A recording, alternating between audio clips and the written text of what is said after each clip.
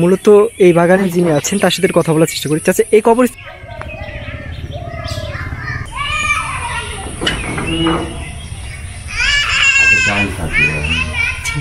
কবরদানে বলছিল যে আমাকে পূব পশ্চিম মাটি দিল, তিনারা মাটি দিয়েছিল উত্তর দক্ষিণ, সকালে আসি তাকে পূব পশ্চিম হয়ে গেছে।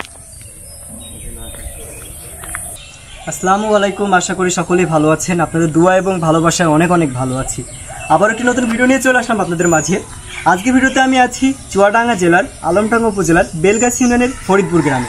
আজকে এই ফরিদপুর গ্রামের যে গোলবাগান, সেই গোলবাগান নিয়ে আজকে ইতিহাস ঐতিহ্য তুলে ধরার চেষ্টা করব। তাই শেষ পর্যন্ত দেখলে আশা করি আপনাদের ভালো লাগবে। তাই কথা না বাড়িয়ে চলেন শুরু করা যাক আজকের ভিডিও। আর কি কারণে এই বাগানটিকে গোলবাগান বলা হয় এবং এর বয়স কেমন, এর ইতিহাস ঐতিহ্য সবই কিছু আজকের ভিডিওতে তুলে ধরার চেষ্টা করব। তাই আশা করি আপনাদের ভালো লাগবে। বাগানটি কিন্তু অনেক বড় একটি বাগান এবং চারিদিকে কিন্তু রাউন্ড করে কিন্তু এই তেঁতুল গাছগুলো লাগানো হয়েছে এবং এই পাশেও দেখতে পাচ্ছেন অনেকগুলো তেঁতুল গাছ এবং এই পাশে যতদূর চোখ যাবে আপনাদের রাউন্ড করে কিন্তু তেঁতুল গাছগুলো লাগানো। তাছাড়া মূলত এই বাগানটির জমি আছে 60 বিঘা, কিন্তু আনুমানিক আমি যে বাগানটিতে এখন অবস্থান করছি সেটি মূলত 8 বিঘা জমির ওপরে এই বাগানটি অবস্থান। আর এখন আমার তথ্য অনুসারে জানা গেল এখানে মূলত 18টি তেঁতুল গাছ এখনও আছে, কিন্তু আগে যে কথাগুলো আমরা জানতে পারলাম এখানে যে তেঁতুল গাছগুলো ছিল অনেকে গোনার সময় কিন্তু এলোমেলো হয়ে যেত। কতটা সত্য এটা কিন্তু আমরা জানি না ঠিক, তাও অনেকের কথা থেকে আমরা জানতে পারলাম। তাছাড়া সকল ইতিহাস আপনাদের সামনে তুলে ধরার চেষ্টা। আমি এখানে এসে আরও একটি তথ্য জানতে পারলাম, এখানে নাকি অনেকগুলি গাছে অনেক জিন বাস করে, তাই এখানে অনেকে আসে এবং অনেকে মান্যত করে বিভিন্ন রোগ এবং বিভিন্ন তার যে সমস্যাগুলি থাকে এখানে নাকি মান্যত করলে অনেকের সেরে যায় বা অনেকের কঠিন রোগও কিন্তু এখান থেকে সেরেছে বলে আমরা শুনতে পারলাম। তাই যারা এই বাস্তবতার উদাহরণ হিসাবে যারা আছেন তাদের সাথে আমি কথা বলবো এবং আপনাদের জানানোর চেষ্টা করব এটা কতটা সত্য এবং কতটা মানুষ বিশ্বাস করে এই গোলবাগান সম্পর্কে। তাছাড়া এই বাগানের ইতিহাস ঐতিহ্য কিন্তু ব্যাপক, এগুলোর দেখতে হলে অবশ্যই আপনাকে আসা লাগবে ফরিদপুর গ্রামে। আমার সামনে যেটি দেখছেন সেটি মূলত এই বাগানের ঠিক মাঝ প্রান্তিক যে কবরস্থান, এই কবরটি মূলত যে এই বাগানটির যে মালিক তারই কিন্তু এটা কবর। দেখতেই পাচ্ছেন চারিদিকে রাউন্ড করে কিন্তু ঘেরা আছে এবং মাঝখানে যে কবরস্থানটি, আর এই পাশে দেখতে পাচ্ছেন একটি মঞ্চ করা আছে এবং এই বাগানের ইতিহাস সম্পর্কে যারা ভালো করে জানে তাদের সাথে একটু কথা বলার চেষ্টা করব এবং আপনাদের তথ্যটা দেওয়ার চেষ্টা করব। মূলত এখানে দেখতে পাচ্ছেন এখানে কিন্তু দেয়াই আছে পীরস্তর রণগাজী বিশ্বাস, এখানে সালটা দেওয়া আছে 1598 ইংরাজি এবং খাদেম আজাদ আলী বিশ্বাস, গ্রাম ফরিদপুর, এবং তারই এখানে একটি কিছু আছে, এটা আমি আপনাদের পরে দেখানোর চেষ্টা করব। এখানে একটি কবরস্থান দেখতে পাচ্ছি, কবরস্থানটা ঠিক এই গোলবাগানের ঠিক মাঝ বরাবর কিন্তু এই কবরস্থানটি।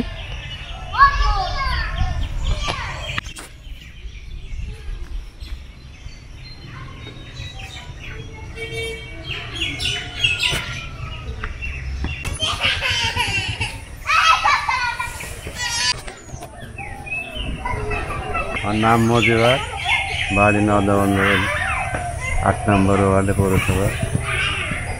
এই গোলবাগানে থাকি, এখানে ভক্ত হয়েছে 8 বছর, এই জায়গায় থাকি। আচ্ছা, এই আপনার পেছে যে দরগাটি এটা কি আসলে একটু বলতেন? এখানে সাধুসঙ্গ হয় বলে এইভাবে কাপড় দিয়ে ঘিরে রাখছে, রেখে যে সময় ভক্তি দেয় ওই সময় উনি চলে যায়। আচ্ছা, আমাদের একটু ঘুরে দেখান তো ভিতরে কি আছে একটু। তারপরে 7টা বাঁশ লাভাই হলো, 7টা বাঁশ লাভে পরে বলছে বাঁশ লাভাই ইতিহাস। আচ্ছা, একটু আমাদের ভিতরে একটু দেখানো যাবে? হ্যাঁ, আসুন।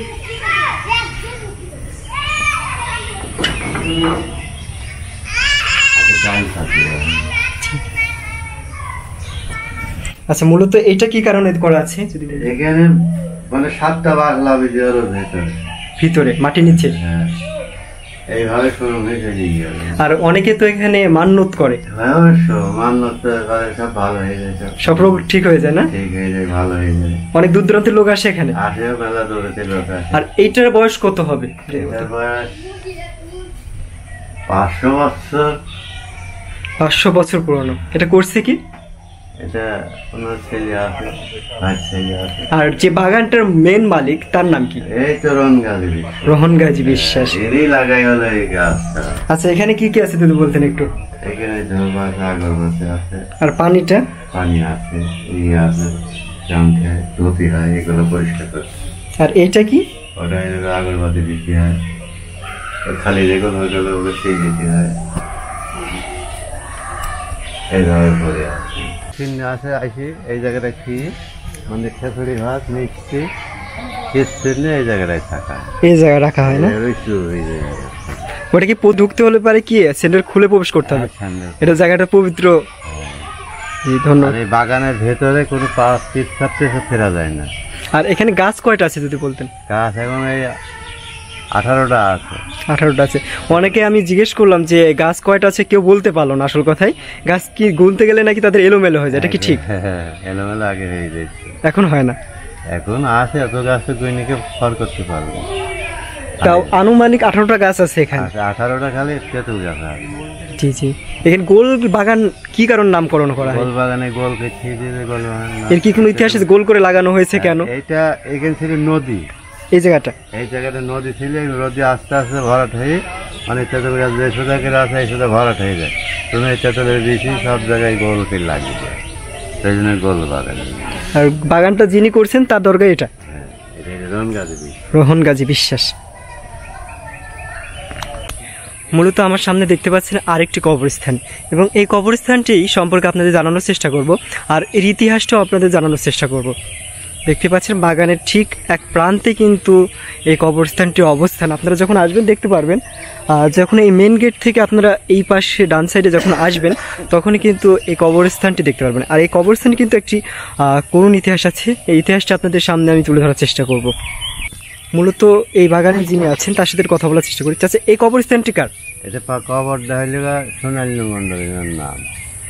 এই কবরটা বলছিল যে আমাকে পূব পশ্চিম মাটি দিবা, তিনারা মাটি দিয়েছিল উত্তর দক্ষিণ। সকালে আসি দেখে পূব পশ্চিম হয়ে গেছে, একলাই হয়ে গেছে। দেখতে পারছেন এটা কিন্তু এই ইটগুলো কি সে সময় গাঁথা না পরে গাঁথা হয়েছে? এটা পরে। পূর্ব পশ্চিম তার কথা বলছিল, কেন বলছিল এটা? কেন বলছিল ওনার সাধনা ছিল একটা, সাধনার বলে তো ওর হাদিস অমান্য করে বলছে না, আর সেটা হয়ে গেছে। বিশাল একটি ইতিহাস কিন্তু এখানে দেখতে পাচ্ছেন। এই ইতিহাসগুলো কিন্তু অনেক অজানা একটা ইতিহাস, আপনারা অনেকেই জানেন না এই বাগান সম্পর্কে।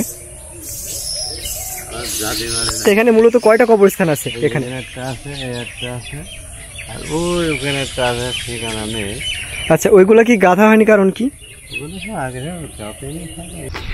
মূলত এই গাছগুলো কিন্তু বৃহৎ আকৃতির এক একটি গাছ, দেখলে বুঝতে পারছেন। এখানে যারা এসেছেন তারা বুঝবেন এই গাছগুলো কত বৃহৎ। আর যারা আসেননি অবশ্যই একবার এসে দেখার চেষ্টা করবেন এই গোল বাগানটি। আমি সকল ডিটেলস কিন্তু এখানে তুলে ধরার চেষ্টা করছি। মূলত দেখতে পাচ্ছেন এই বাগান সম্পর্কে আপনাদের একটু তথ্য দেওয়ার চেষ্টা করব। আসসালামু আলাইকুম। আচ্ছা, ভালো আছেন? চাচার বাসা কোথায় চাচা? আমার বাসা এই জায়গায়। আচ্ছা, এই বাগানটার নাম কি যদি বলতেন একটু? এটা হচ্ছে গোল বাগান। আর রোহন গাজী বিশ্বাস এই বাগান তৈরি করেছে। আচ্ছা, মূলত এই বাগানে কয়টি গাছ আছে আপনি কি জানেন? ঠিক, আমি ছোটবেলার থেকে দেখি যে পুরাতন যে বড় বড় গাছ আছে, এই গাছের হিসাব কেউ বলতে পারেনি। তাছাড়া মূলত বাগান সম্পর্কে আপনি কতটুকু জানেন যদি একটু বলতেন? বাগান সম্পর্কে আমি তো আমার জন্মের পরের থেকে আমি দেখছি অনেক জায়গার থেকে অনেক মানুষ আসে, অনেক মান্যত করে, অনেক ক্ষীর নিয়ে আসে, অনেক ফল ফুল নিয়ে আসি সিন্নি করে, অনেক রোগ ব্যাধির জন্য আসি। আমি ছোটোবেলায় দেখেছি একজন অন্ধ মানুষ আসি এখানে, অন্তত 5-6 বছর ছিল, একদম অন্ধ মানুষ। সেই সময় তো এই ভ্যান রিক্সা এইসব ছিল না, তখন ছিল ঘোড়ার গাড়ি। তো ঘোড়ার গাড়িকেই ঠিক দিয়েছিল, ওই লোকটার চোখ সুন্দরভাবে ভালো হয়েই আবার ফেসে ঘুরি বাড়ি দিয়েছি। আচ্ছা, বাগানটার বয়স কত হবে আনুমানিক? বাগানটার বয়স আমরা এখন বর্তমান আগের কোন মানুষের কাছে শুনেছি, সেই সব মানুষ তার এখন বাইছি নেই, তারা 500 বছরের কথা বলেছে। 500 বছরের পুরনো। তো 8-9 পুরুষ চলছে, 9 পুরুষ চলছে। ধন্যবাদ চাচা। সো গাইস, এই পর্যন্ত ভিডিওটা দেখলেন, আশা করি ভিডিওটি আপনাদের ভালো লেগেছে।